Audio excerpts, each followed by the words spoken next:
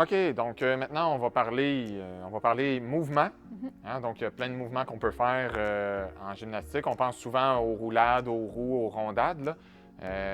Comment je travaille ça? Comment je fais ça? Puis, quels sont peut-être les autres défis que je peux aller chercher? Dans le fond, c'est ça, fait qu'il y a les roues, roulades. On va parler aussi d'équilibre. Donc, l'équilibre est parfois appelé la chandelle, là, mais en gymnastique, on l'appelle vraiment l'équilibre. Donc, l'équilibre, dans le fond, là, c'est un appui tendu qui est sur les mains.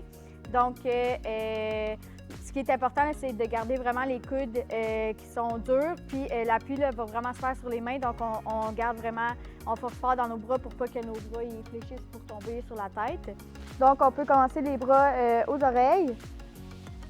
On pousse nos jambes vers le haut et on atterrit en position fente. Donc, la position fente, là, c'est vraiment une jambe qui est en avant est pliée, puis la jambe d'en arrière, elle est tendue.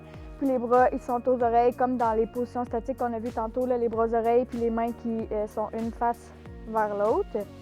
Puis, une progression qu'on peut faire, c'est on commence en position 4 appuis. Donc, mes 4 appuis sont par terre, donc les 2 pieds et les 2 mains. Et je viens pousser avec ici ma jambe gauche. Je viens coller les jambes et je reviens en 4 appuis. Donc ça, c'est une progression qui est un peu plus facile pour assurer qu'on ne tombe pas vers l'avant ou que nos bras ne fléchissent pas. Dans le fond, c'est un peu plus facile si nos jambes ne vont pas complètement vers le haut. Est-ce que tu conseilles à quelqu'un qui veut travailler ses équilibres d'utiliser un mur ou de quoi sur lequel éviter de passer tout droit? Tu sais, par exemple, moi, si j'essaie de faire un équilibre, je fais la crêpe de l'autre bord. Là. Fait que, mettons, là, moi qui veux travailler ça, tu sais, je sens que j'ai assez de force dans mes bras, j'ai l'impulsion pour me lever, mais je passe tout droit puis j'ai encore de la difficulté à contrôler ce momentum-là. Est-ce que je peux utiliser un... Oui, on peut utiliser un mur pour bloquer, dans le fond, l'élan. Ce qu'on peut faire aussi, c'est d'emmener vraiment l'élève à tenir ses abdos serrés. Donc, en faisant la portion 4 appuis, là, on vient pousser puis on garde les abdos vraiment serrés puis on axe vraiment sur je lance pas mes jambes le plus loin possible, dans le fond. Là. Puis, plus on est à l'aise, plus on monte les étapes. Puis ensuite, l'équilibre, ça demande vraiment là, les fessiers serrés puis les abdos là, contractés. OK. Puis je tiens cette position-là. Là, mettons, là, je veux montrer. Hey Guillaume, je l'ai compris ça. Est-ce que je la tiens longtemps, cette posture-là, ou juste le fait d'avoir monté, de ne pas avoir passé tout droit puis de redescendre est suffisante pour démontrer que je maîtrise l'équilibre à 2 appuis? Pour démontrer là, que l'élève a réussi, là, on accepte à peu près un 20 degrés. Donc, si l'élève est capable de passer le 20 degrés, que ça dure 1 seconde ou une fraction de seconde ou 2-3 secondes, on considère qu'il a réussi à compléter le mouvement. OK, parfait. Fait que ça, c'est pour l'équilibre. Ouais. Donc, la fameuse chandelle qui n'est pas une chandelle, en fait, qui est l'équilibre. D'accord. Maintenant, je veux travailler. Nous, au premier cycle, on travaille déjà de la roulade avant, de la roulade arrière. Mais on peut retravailler un petit peu ça. Je pense que ça fait partie aussi de la gymnastique. Donc, j'ai de la difficulté à faire ma roulade. On a le fromage qui peut servir. Donc, comment que je m'installe, comment je fais ça à partir du fromage? Donc, si jamais je peux me le permettre en grandeur, là, c'est plus facile de partir debout sur le fromage parce qu'on est déjà incliné dans le fond, là, fait que ça va nous aider. Si jamais, par exemple, moi, je suis trop grande je vais dépasser le fromage sinon, donc je pars en arrière du fromage. Je mets mes doigts qui se regardent dans le fond. Puis, dans le fond, on veut vraiment que les doigts ils se regardent parce qu'on ne veut pas nécessairement avoir les doigts comme ça pour fléchir les coudes.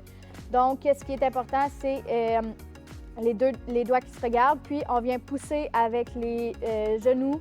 Puis, on fait le dos de chat d'Halloween. Puis, on vient rouler comme ça. Puis, il y a la position, dans le fond, là, la réception qui est... Notre fameuse réception qu'on peut venir ajouter à la fin de la roulade. Exact. OK, parfait. Sinon, c'est ça, dans le fond, quand je vais m'enligner, si je monte ici, moi aussi, je suis trop grand pour le faire, là, mais si je monte, est-ce que je m'installe en petit bonhomme ici ou je vais partir... On peut se placer en petit bonhomme. Puis ensuite, c'est la même chose, donc je pousse avec mes genoux pour... Fait que mettons que je le fais, même si je passe un peu tout droit, là, dans le fond, ici, comme ça, puis je passe comme ça, puis là, je peux terminer... Exact. Les pieds collés, hein, je pense. Pieds collés. Sinon, si c'est trop difficile, les pieds collés, ça peut être la largeur des épaules, mais on essaye d'aller pas trop loin, là, fait que c'est maximum la largeur des épaules. Si je suis capable de recoller mes talons après, c'est bien. OK, parfait. Donc ça, c'est pour la roulade avant. Maintenant, je veux faire la roulade arrière. Donc, comment que je le travaille? Encore une fois, avec le fromage, parce qu'au sol, c'est pas mal C'est la même chose, dans le fond, c'est juste qu'on n'aura pas de plan incliné qui vont nous aider dans notre rotation. Donc, encore une fois, c'est important d'avoir les bras qui se regardent. On ne veut pas nécessairement que nos doigts ils viennent en arrière comme ça. Donc, on garde vraiment cette position-là. Puis, on va retrouver la position statique qu'on a fait tantôt, la chandelle. Donc, on passe vraiment par la chandelle et ensuite, on arrive soit sur les genoux, soit sur les pieds. Ça dépend les habiletés de l'élève. Donc, on vient vraiment les doigts qui se regardent. On peut fléchir les genoux. Et je garde ma position du dos de chat d'Halloween. Puis, ça roule. OK, donc, dans le fond, ici, dans cette posture-là, quand je vais partir, je vais venir déposer les fesses en premier. Les fesses en premier parce qu'on veut vraiment là, tourner notre bassin en position de chat, dans le fond, pour que ça vienne rouler. Si on vient vraiment sortir les fesses, là, il n'y aura pas de rotation qui va se faire. Donc, on balance. Je vais bloquer avec le dos. On balance vraiment le dos pour que puis les jambes swingent en arrière. Oui, les jambes les swingent. Fait que ça, comme ça. Wouhou! Exact. Pas de pire. Hey! Ce qui pourrait arriver, c'est un élève qui réussit pas à compléter la rotation. Donc, par exemple, c'est comme ça et on revient ici. Ce qui arrive dans ce temps-là, c'est que probablement qu'on a ouvert nos hanches pendant la rotation. Donc, il faut se rappeler qu'on fait vraiment un dos de chat tout le long de la rotation. Donc, je garde vraiment ma position ronde tout le long. All right. Fait que ça, c'était pour la roulade avant, la roulade arrière. Maintenant, on aime ça faire des roues. Souvent, hein, dans les écoles, sur les cours de récréation, on voit ça souvent. Donc, comment je fais ça? Moi, une roue, là, je regarde les autres faire. Je dis, wow, c'est vraiment cool, comment je fais ça? En gymnastique, dans le fond, la roue, on va la séquencer plus en comme 3 étapes. Donc, il y a la position de départ, la roue en soi, puis la position finale. Donc, on ne va pas nécessairement partir sur le côté pour partir notre roue. On part vraiment de face, puis on va retrouver la position fente que je disais tantôt là, après l'équilibre. Donc, ça va être la même chose pour la roue. On commence en position fente, ensuite on effectue notre roue, puis on termine aussi en position fente face à la position de notre départ. Donc, on est en position fente, on fait la roue et je refais une position fente face à d'où je viens. J'ai remarqué que les deux mains se sont posées une après l'autre dans le mouvement. Donc ça, c'est quelque chose qu'on peut penser parce que les deux mains n'iront pas ensemble, n'iront pas toucher en même temps. Non, c'est ça. Il n'y a pas d'impulsion pour aller mettre nos mains en même temps. On dépose vraiment première main, deuxième main. Puis, ce qui est important dans la position des mains, c'est que les mains, ils doivent être vraiment dans cette position-là ou comme ça. Mais ils ne doivent pas être dans la position inverse, là, qui est soit comme ça ou comme ça, dans le fond. Fait que si je suis gauchère, mes doigts ils vont pointer vers la gauche. Si je suis droitière, mes doigts ils vont vraiment pointer vers la droite. D'accord, parfait. Mais mettons, là, moi, la roue, là, je regarde ça et je suis pas capable de faire ça. Je suis pas capable de lever, avec un bon mouvement. Qu'est-ce que je peux faire qui va être moins exigeant, moins difficile? Dans le fond, on va quand même retrouver la position fente du début et de la fin. Par contre, on va déjà déposer les mains ici, ce qui va nous amener à ne pas avoir à réfléchir sur la position de nos mains parce qu'ils sont déjà placés. Puis, je vais seulement transférer mes jambes de l'autre côté en passant sur le côté. Donc, comme ça. Puis, je peux me relever à la Donc, à ce moment-là, ici, si je le refais ici comme ça, je viens déposer.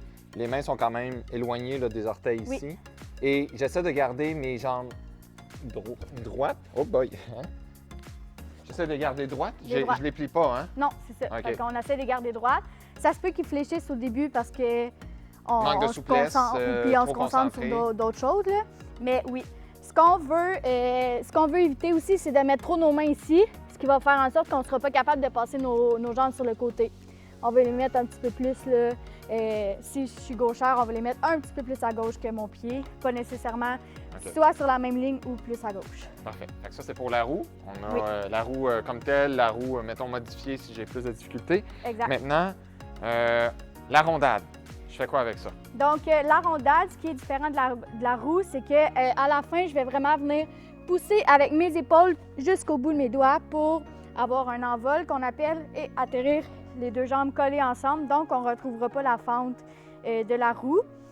Par exemple, je commence en fente comme la roue. Donc, je commence en fente, je pousse et j'atterris en position. Dans le fond, on peut arriver en position S, comme qu'on appelle, sinon en position droite, là, ou les bras sur le côté. Donc ici, si je comprends bien, ça ressemble quand même au même mouvement que la roue, Oui. mais il y a une propulsion. Là. Je me lance dans les airs pour que les deux jambes reviennent ensemble. Tandis qu'avec la roue, c'est une jambe après l'autre. Une jambe après l'autre, puis il n'y a pas nécessairement d'envol, dans le fond, d'impulsion avec mes mains. OK. Mettons que, encore une fois, moi, ça ne marche pas, je ne suis pas capable de le faire, j'ai besoin de l'étape un peu comme la roue. Ça va ressembler à quoi? Dans le fond, ce qu'on peut faire, c'est comme la roue de tantôt. On va venir coller les jambes à la fin pour atterrir les deux pieds en même temps, mais on n'ajoutera pas la section de l'envol ou de l'impulsion. Donc, mes mains sont déjà ici et je viens coller mes jambes à la fin. Comme ça, je ne me concentre pas nécessairement sur l'impulsion, puis l'impulsion va venir par la suite. Donc, ici, comme ça, un peu plus à ma gauche encore, et je lance et les deux pieds viennent ensemble. Mais là, j'étais trop loin, par exemple, de mes mains quand j'ai atterri. Parce que les mains ont bougé un peu, mais pas nécessairement la rondade, on peut arriver loin. Tant que les deux pieds arrivent ensemble. Tant que les deux pieds arrivent ensemble, exact. OK, donc c'est le focus sur lequel je veux travailler. Oui. Parfait. C'est ton tour. Time to shine! Donc, souvent dans les ponts, il y a le réflexe qu'on va avoir, c'est de faire l'appui facial de tantôt. Donc, on place nos mains comme ça, puis on vient faire ça comme ça, puis en essayant de pencher la tête vers l'arrière.